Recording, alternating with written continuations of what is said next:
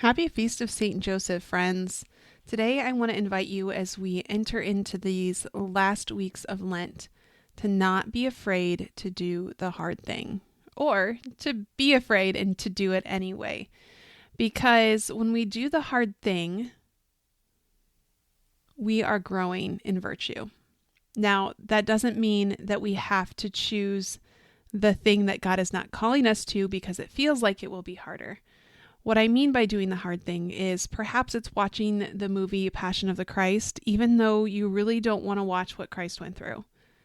But it's important to watch the thing that Christ went through so that we are not so far removed from the actual suffering that he endured for us, for you specifically, because he loved you so much.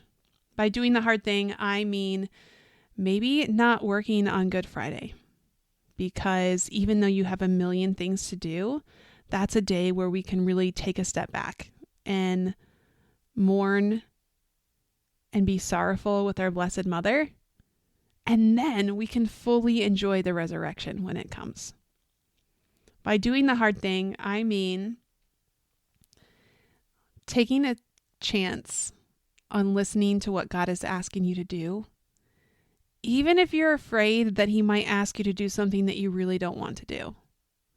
And not being afraid to invite him into your vulnerability, saying, Lord, I'm not ready to hear you yet.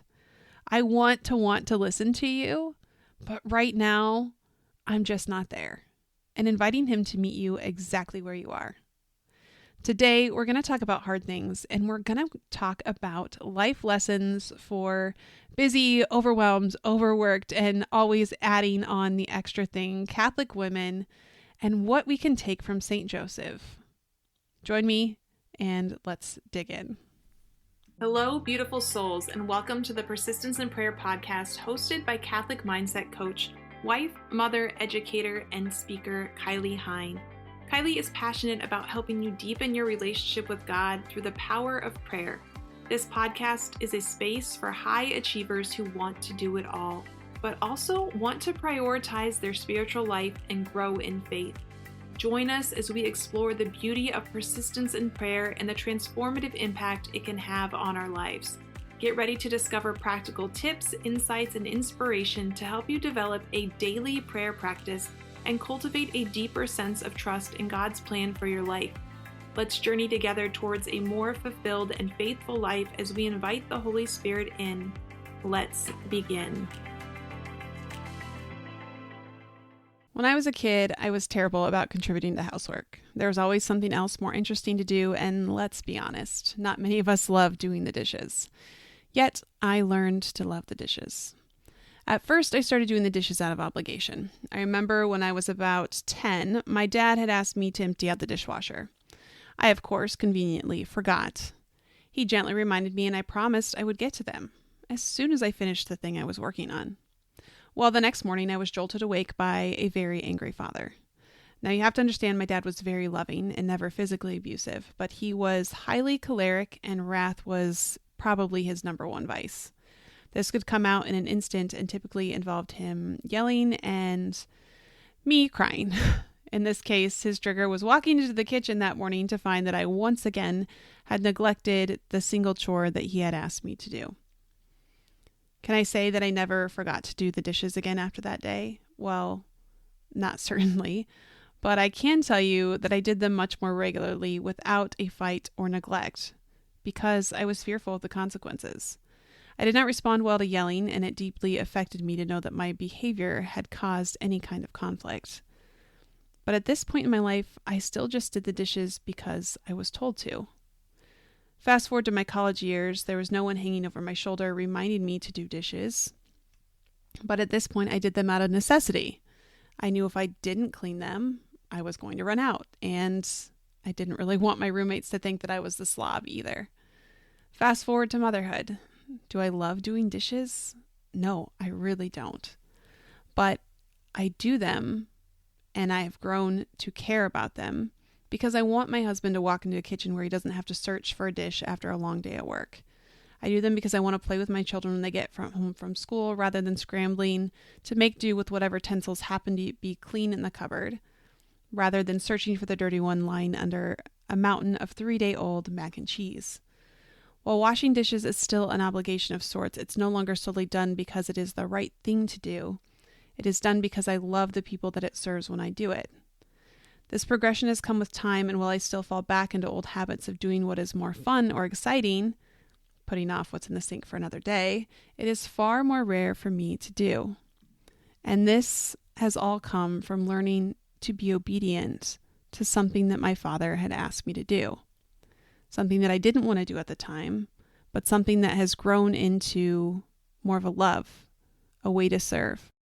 So who better to learn from for us busy Catholic mothers and workers than St. Joseph on this feast of his solemnity? And I'm also going to throw in a little bit of things that I've learned from my own dad as I approach the 3-year anniversary of his death and reflect on all of the wonderful gifts that he has given me, in addition to, of course, my life. So let's start first with obedience to the will of God. Again, sometimes this isn't something we enjoy doing. It isn't even something that we're always ready for, although we know that it's the right thing to do. If we look at the Gospels today, and there are 2, there's the reading for the Solemnity of St. Joseph, and then there's also an alternative reading. The first one is where the angel of the Lord appears to Joseph in a dream. And the angel says, "Joseph, son of David, do not be afraid to take Mary, your wife, into your home, for it is through the Holy Spirit that this child has been conceived in her. She will bear a son, and you are to name him Jesus, because he will save his people from their sins." When Joseph awoke, he did as the angel of the Lord had commanded him and took his wife into his home. Okay, now we know Joseph had some reservations, but because this command came from the angel of the Lord, he did it anyway. And I'm sure that any resistance slowly dissipated, because when we're following the will of God, when we know that we are doing what we're supposed to be doing, we do not have anxiety or worry. The alternative reading is from the Gospel of Luke, when Jesus had been missing for 3 days and was left behind in the temple. And in this particular instance, we know Mary and Joseph were full of anxiety. They were searching for Jesus and they could not find him. And when they do find him, Mary expresses, "Jesus, why would you do this to us?" And Jesus responds, "Did you not know that I was in my Father's house?" And then, of course, Jesus, being Jesus, realizes that they have no idea what he is talking about, as he experiences many times throughout his life. We don't quite get it yet. But at the end of that scripture verse, it says, "He went down with them and came to Nazareth and was obedient to them." So this is an example where Jesus is obedient to his father, Joseph. So again, it's not always that we like it. It isn't always that we get it. But when we start with obedience, we are going to grow in virtue. And obedience is a little bit scary, because I've come across this many times when coaching clients. I'll ask them a really simple, basic, straightforward question and just say, "Hey, if you ask God about this, a yes or no question, what does he say to you?" And I'll invite them to close their eyes if they're comfortable. And very often the clients, if it's their first or maybe even their second time working with me, they will close their eyes, and within 5 to 10 seconds, they're immediately opening them. Sometimes they're emotional. You can tell there's a lot of discomfort, and it's the immediate response, "I didn't hear anything. I didn't see anything." And there's this underlying fear that is there, that if they sit there long enough, either A, they're really not going to hear anything, but more often, it's this fear of what God might ask them to do. Because we don't want to hear what God is asking us sometimes, because we think he might ask us to do something we don't want to do. We might be asked to give up that extra job that we just took on. We might be asked to leave our job. We might be asked to be a stay-at-home mom or homeschool or send our kid to public school. And that can be a little scary, because we want to do what we want to do. We want to stay where it's comfortable. And sometimes when we say that there are distractions in prayer, that we can't focus, It could be a result of us really just not wanting to hear what God has to say to us because we don't want to do the thing that He's asking us. And we know that once we hear it, we have to be obedient. So it's easier to stay in our protective, He's just not saying anything, than to actually listen, because then we know that we have a responsibility to follow what it is He is telling us. It would be the same as if, take yourself back to your childhood. You know, as soon as you see your parent, they're going to ask you to do something. Or say you want to go to a friend's house, and you know if you ask your dad, he's going to say, "Did you clean your room?" So you go to your mom and ask instead, right? You just do the avoidance thing. And so I just call this to your attention because this is something that I have learned throughout my coaching experience, but also something I've noticed in my own life. Avoiding my examine because I don't want to sit in my vulnerability and have the Lord tell me, "Hey, you messed up there today." Even though I know I messed up and He knows that I messed up. But that vulnerability can be tough. All right, number 2, take what you have and use it. This is something that 100% came from my dad. I remember talking about this topic for my graduation speech. And this was just something that my dad so fully had ingrained in us as kids. And I'm going to tell you, I absolutely hated learning this lesson. Take what you have and use it. When I was 11 years old, my parents bought 48 acres. My mom had a dream of having a farm. She loved horses. And eventually we had cattle and chickens and ducks and all of the things. But I was raised on teacher salaries. My parents were both teachers. Teachers in Nebraska do not make a ton of money. And especially for someone like my mom who worked in early childhood education, so it was even less. My dad made more money, but he had to drive a significant distance to work in a school district that paid better than where we lived. And they bought this acreage with the intent of building our own house. Now, when I say building our own house, that means that we literally built our own house. It doesn't mean that we hired someone to build it for us and my parents just designed it and picked out all of the pretty things. This means that we bought the supplies and my parents and all of us kids would get up early in the morning every summer and we would go out and work on this house. I helped dig footings. I helped dig a septic tank. I helped pour walls. I helped run electrical wire. I helped with plumbing at the age of 12 and 13 and 14. My dad was a high school shop teacher, which very much reminds me of St. Joseph, of that carpentry work that he did in providing for his family through the work of his own hands. And this was a difficult task for me. I did not like hard work. And I'm going to talk a little bit about more on this one, but I did not like hard work at that point in time. And I would be given things to do that I knew my dad could do in a matter of minutes, but for me, it might take an hour. And I would literally cry because crying is what I did when I was frustrated. I didn't know how to emotionally regulate and I didn't know how else to handle things. So the tears would just fall. There was one time where my dad asked me to move a pallet of bricks and I was so frustrated because we had a lot of materials lying around because my parents would buy them when they were on sale, even though we weren't quite ready to use them in the house yet. So there was this pallet of bricks and I knew my dad could get the Bobcat and he could use the forks and he could move the entire pallet of bricks to wherever he needed it out of the way in a couple of minutes. But he was busy and he needed me to move it. And that meant I had to move it by hand. And maybe this was just part of him needing me out of the way looking back on it. But I was asked to move this pallet of bricks. And I remember being so frustrated. Like, how can I even move these? I can barely carry them. But I did. And I cried through the whole thing.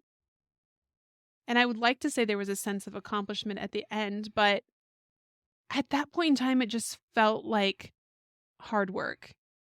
But I did have the skills that I needed to be able to move them. I knew how to get another pallet. I knew how to set it where it was supposed to be. I knew how to restack them.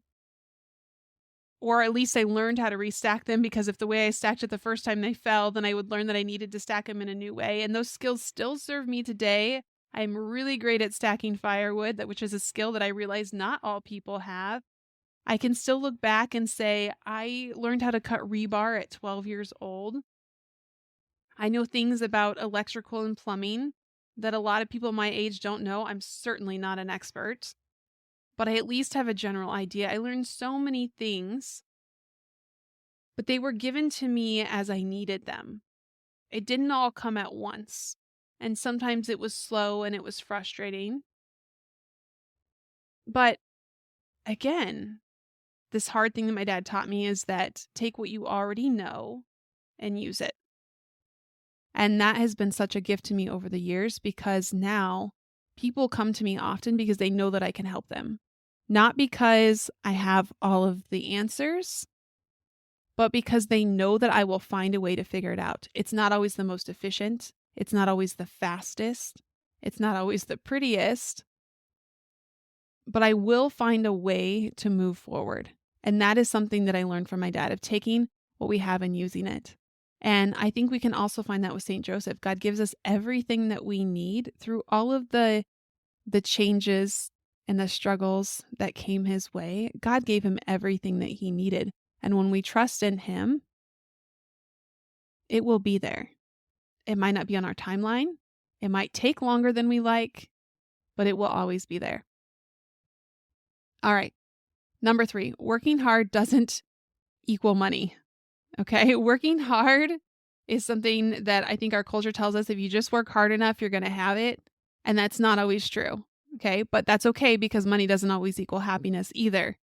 St. Joseph was known for his dedication and hard work as a carpenter. And I think the thing that he can teach us as working women, whether we are working from home, whether our work is being a stay-at-home mom, or we are working full-time jobs and then also mothering or being a wife on top of that, St. Joseph teaches us the importance of diligence and perseverance in both professional and domestic life. And working hard teaches us to persevere in adversity. And this shows up even in the early stages of our prayer life. When we are in the early phases of the spiritual journey, it's truly that hard work that we have to put in that obedience and that perseverance to show up again and again and again, because it doesn't always feel good. We might show up to prayer and nothing happens. We might spend the entire 30 minutes of our prayer time being distracted and gently drawing ourselves back to the Lord.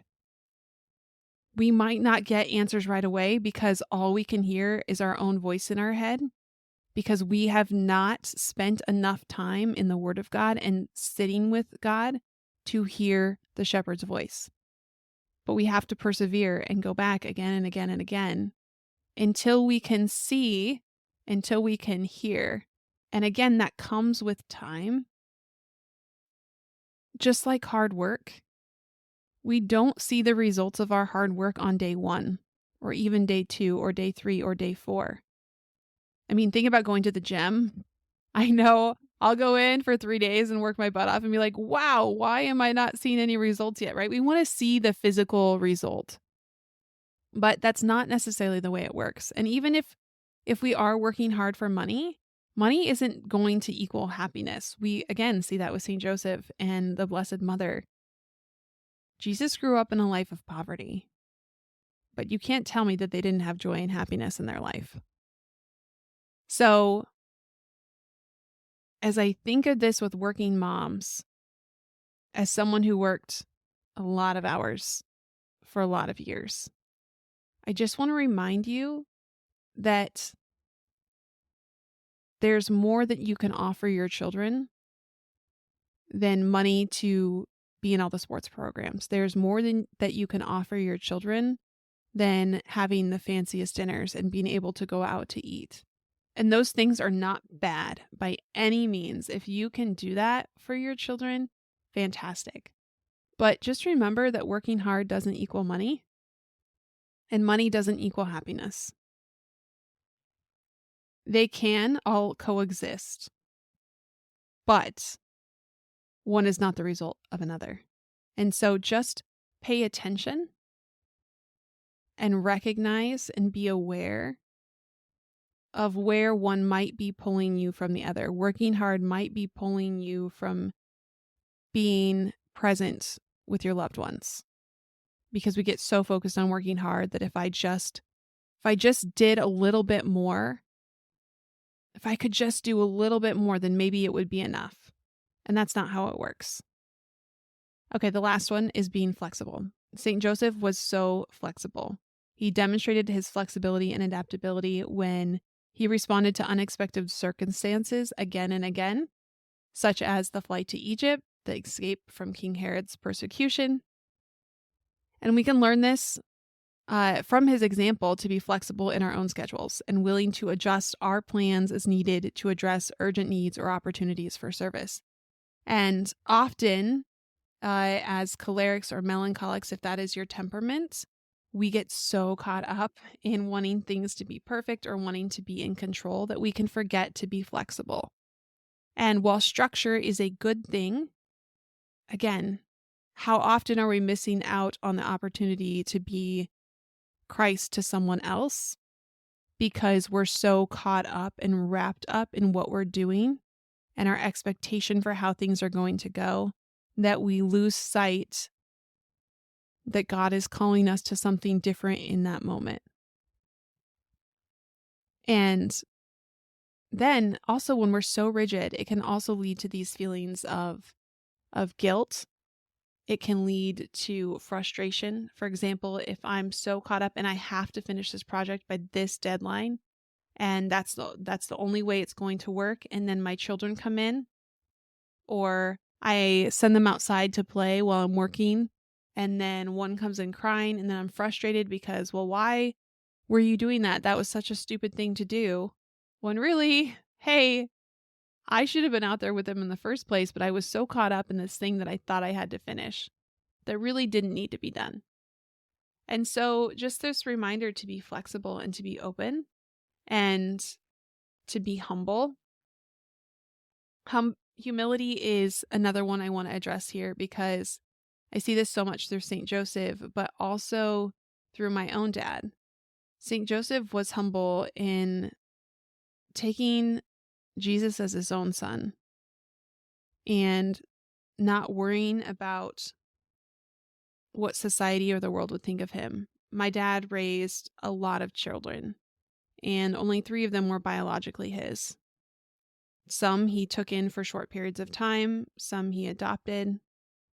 And I got to tell you, that was a lot. I was toward the end of the pack, and I remember my dad always just telling me how grateful he was when we graduated college and we got a job, like how proud of us he was that we were just able to be independent.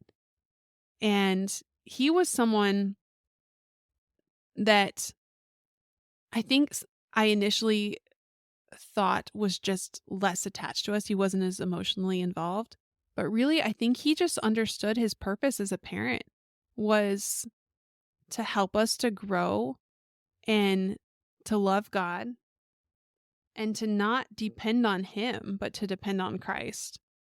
And so often when I felt like when he dropped me off to college and he didn't stay and stick around forever, he was like, okay, you got your stuff, you're on your own. He was allowing me to grow. And that's what he's always done. And so these are things that I think that we can take from these wonderful leaders, from St. Joseph and from our fathers and our father figures in our lives. As you head into these last few weeks of Lent, as things start to pick up, I know it's spring and it's a busy time for teachers. It's a busy time for students. It's a busy time for our kids. The weather is changing, and while that can really uplift our spirits, it also can often mean more things added to our plate. It's Easter, it's First Communion, it's graduation, it's all of these things that are coming, and it's a beautiful fullness. It's a beautiful richness as new life is coming with spring. And just remember these important takeaways. Don't be afraid to listen to the Lord. Everything that he offers is for our good. Obedience to the will of God is not only and was not only important to St. Joseph, to Jesus. It's important to the saints. We see this in their writings. St. Teresa of Avila especially would talk about obedience. And even if she heard something or had a revelation from God, she would maintain obedience to her spiritual director primarily because it was so important to her. And so don't be afraid to listen. Don't be afraid to follow what God is asking you because it is for your good. Take what you have and use it. You have everything within you that you possibly need for this moment and this season in time. And the things that you're going to need for later, don't be anxious and worried about. God's going to give them to you when you need them. He's going to give you those graces as you need them. He's going to give you answers and clarity as you need them. Remember that working hard doesn't equal money necessarily, and it doesn't equal happiness. So while we should strive to work hard, we also need to remember to stay flexible and have balance. And if that's something that you struggle with, this is an area where I really thrive in helping clients to learn how to be flexible, to learn how to live out that drive to do things and that striving for excellence that is integrated into their being, while also having the flexibility to be present and learn to love being present with their family members and not working all the time, to set some things aside, to spend time with God, to really listen and to hear, and really just keep prioritizing relationships, relationship with God, relationship with your loved ones, and relationships with the people around you. Don't get so caught up in your work that you miss out on the presence of Christ right around you, because I know 100% I am guilty of this. And I just want to remind you to be aware that when that might be popping up and when that might be happening. I pray that you guys have a blessed Lent.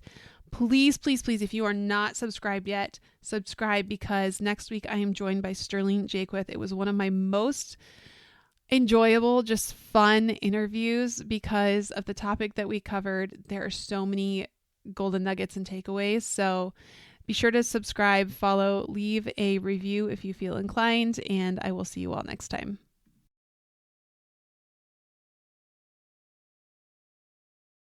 Beautiful souls, thank you again for journeying with me. If you have been blessed by this episode, it would mean the world to me if you would leave a review. Be sure to screenshot it, share it on your social media stories, and don't forget to tag me on Instagram or Facebook at Kylie Hein. Stay persistent in prayer, protect your peace, and as always, share the light of Christ with everyone around you.